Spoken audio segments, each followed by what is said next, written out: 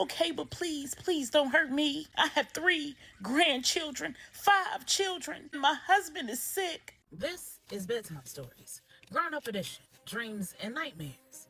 Bonus Episode 1, Part 1.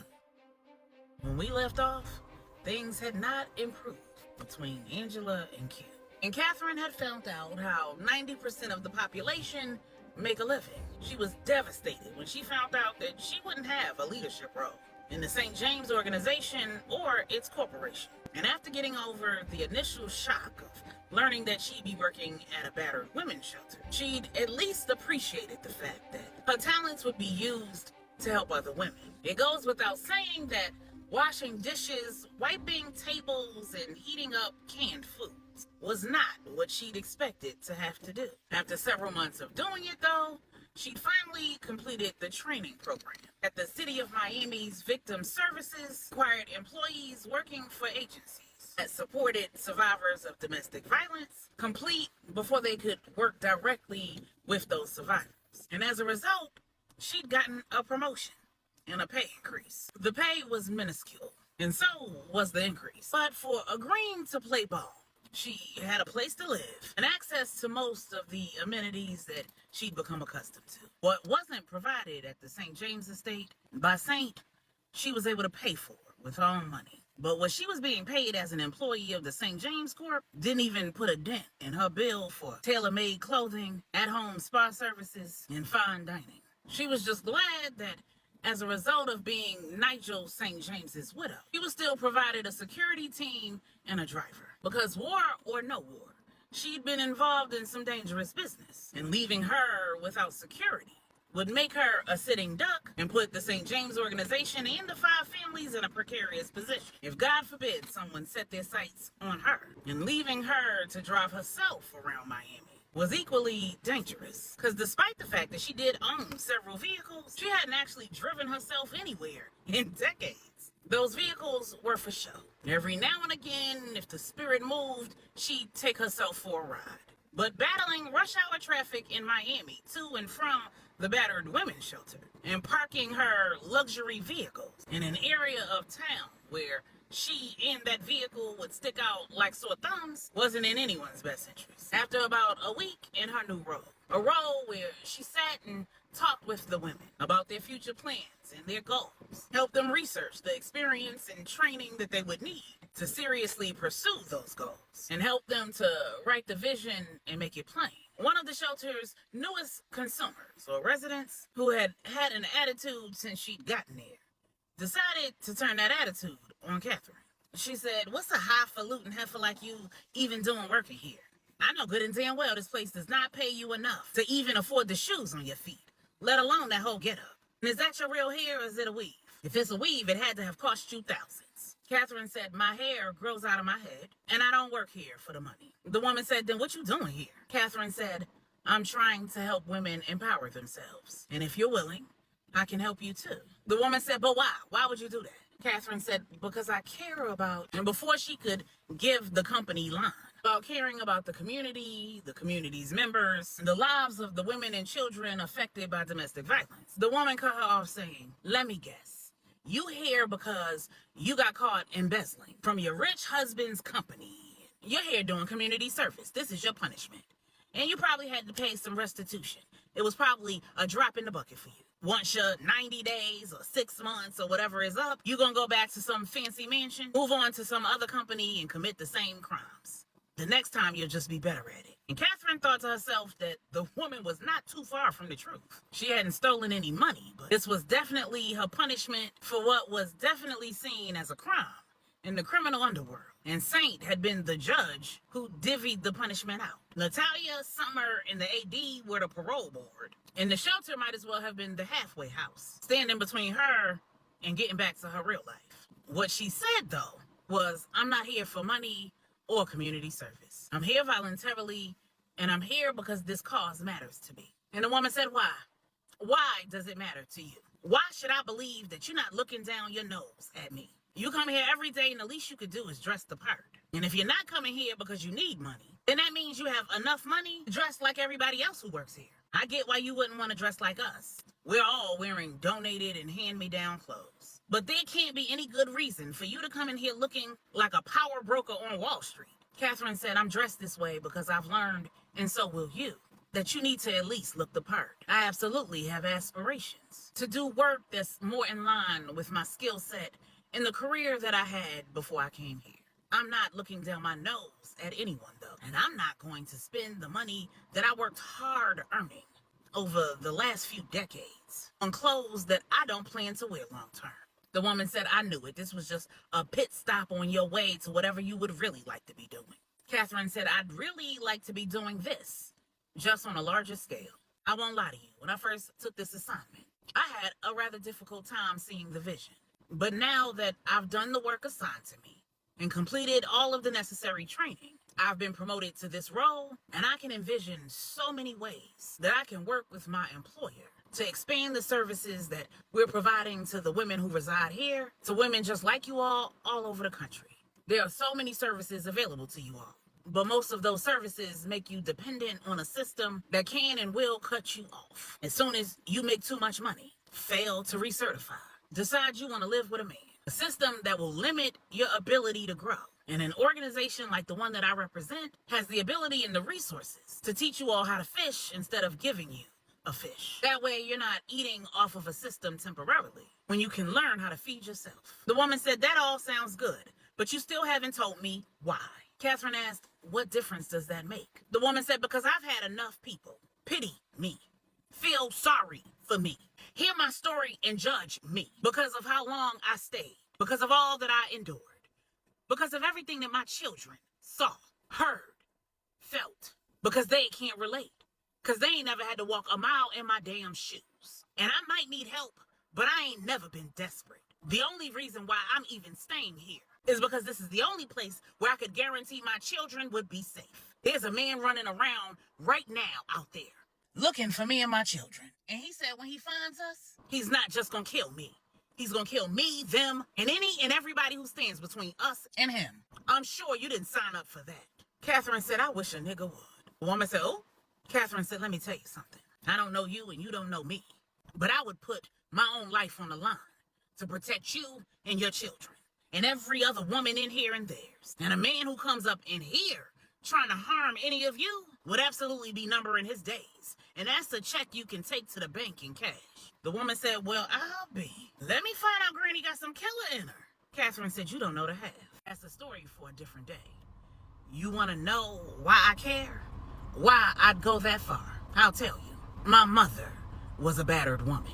She stayed with my father until he took his last breath. My father taught me everything that I know about business, how to hold a man down, how to protect myself, how to take advantage of any situation that I find myself in so that I can always come out on top. He never once discussed with me what to do if a man ever put his hands on me, because he didn't have to. He knew how I felt about him putting his hands on my mother, and he knew what I would do if a man ever thought about putting his hands on me. Even after I was grown, married, and out of his house, I begged my mother to leave. My worst fear was that my father would kill her, and then I would have to kill him. It was a blessing that my father went before she did, and that was when she was finally free. She spent most of her life with a man who claimed to love her while he beat her, cheated on her, and controlled where she lived, if she woke up from her sleep, every morsel of food she put in her belly, whether she could purchase every piece of clothing she put on her back. I vowed that I would never be that woman, and I'd never stand idly by and watch another woman have to be that woman. You need a why? That's my why. The woman said, so I guess when you find out how long I was with my husband, you'll probably be thinking that I'm just as stupid as your mother was. Catherine said my mother wasn't stupid. She could have left my father. She knew that. When I was a child, she stayed because she also knew that if she left, she couldn't take me and my brother with her. That she wouldn't be there to teach us the things that our father couldn't. And when we left home, she didn't stay because she couldn't leave then either. She stayed because she didn't want what was happening to her to happen to another woman in her place. If my father didn't kill her, he would have let her go and had another woman sleeping on her side of the bed before it got cold. She wouldn't have been a better, stronger woman. She would have been a weaker one. I've never judged my mother for staying.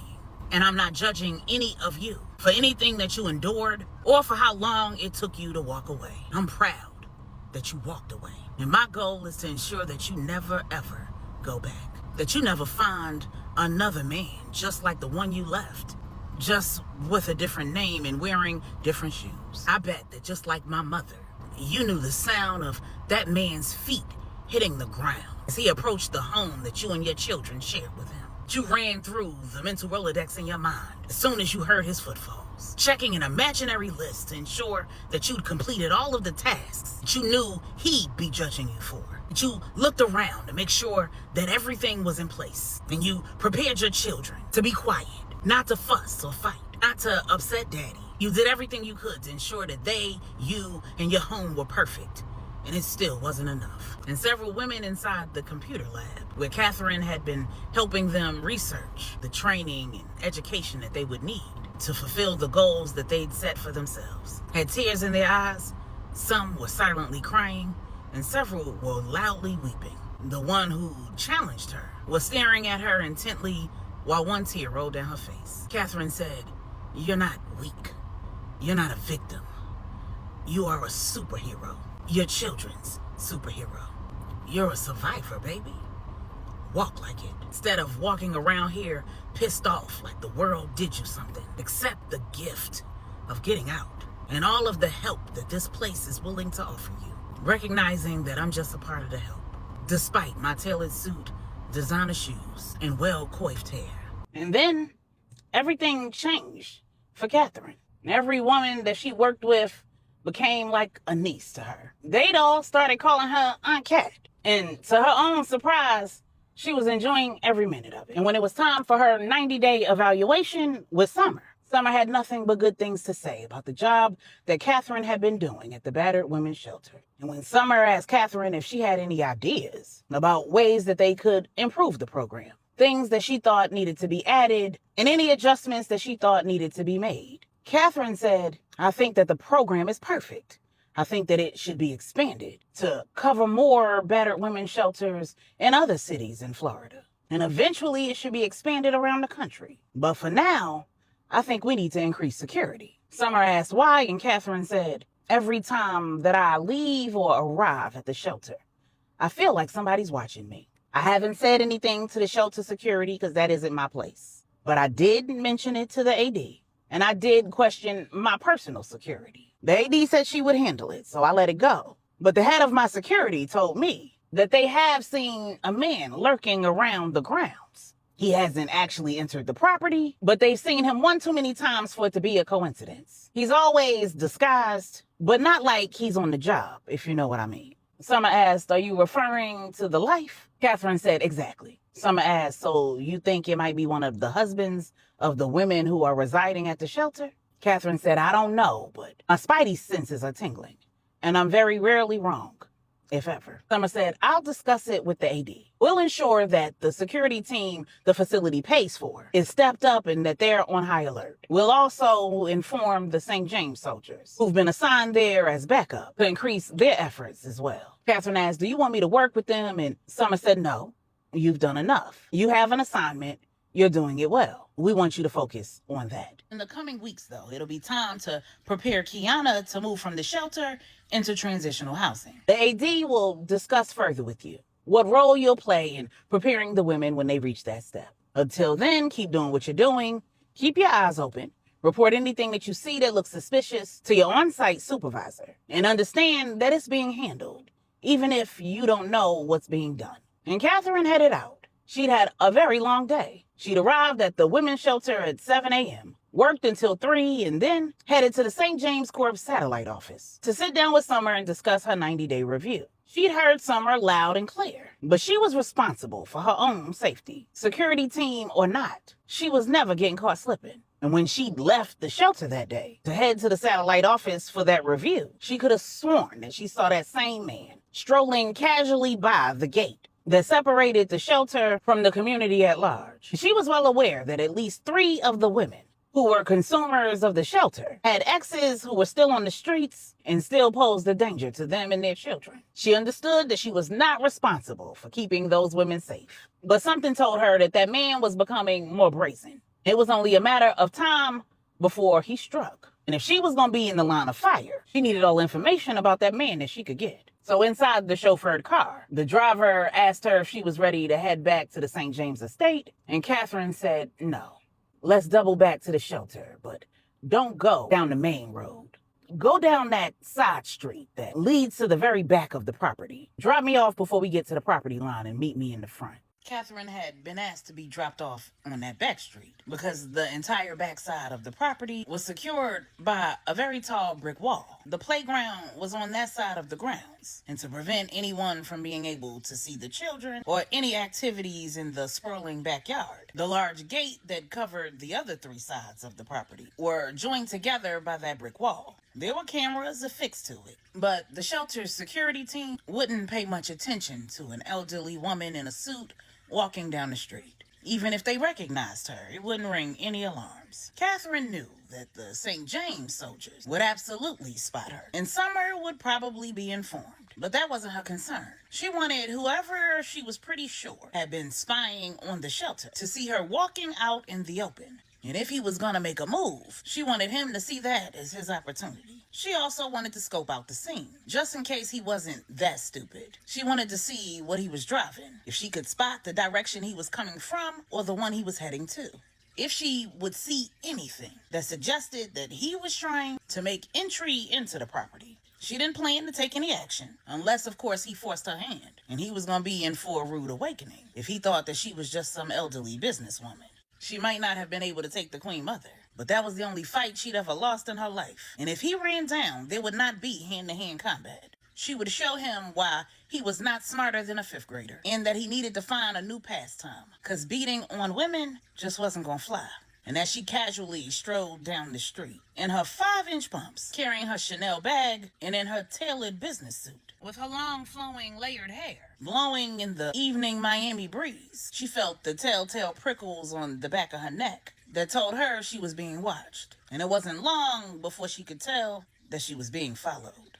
Meanwhile, back at the St. James Corps satellite office, the soldiers stationed on the exterior of the shelter, who were hidden from plain view, had spotted Catherine as well, and they were not the eyes that she'd felt watching her. The lieutenant in charge of that team called Natalia, and when she informed her that Catherine had returned to the shelter, been dropped off on a side street behind the property, and was casually strolling down the street, Natalia said, "Keep an eye on her, intervene if necessary, but follow her lead. She's not in charge, but this ain't her first rodeo."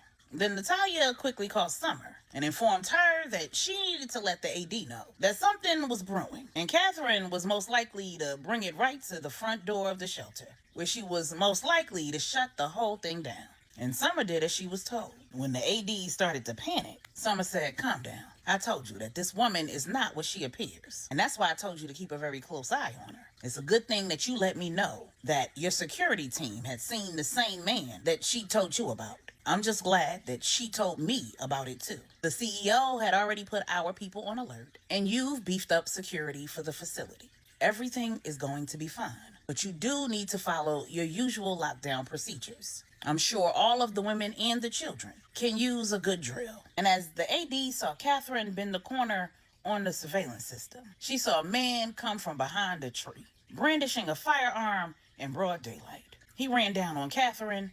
She pretended to be afraid. She let out a little squeal, put up both hands, but then she put down the ring and middle finger of her left hand, a signal that the security team knew all too well. They were to hold their positions. The sniper on the roof of the closest building, who had a rifle with a scope, needed to keep that man in his sights, and everyone else needed to lay low, because Catherine was going to walk that nigga down. He snatched her purse and threw it on the ground, and Catherine looked even more afraid. She put her thumb down and back up, and the security team knew that that meant that even without her purse, she was still strapped. The man grabbed Catherine and spun her around, and from the looks of things, she twisted her ankle real bad. But this time she bent the thumb of her right hand, lifted it back up, and the security team knew that she was uninjured.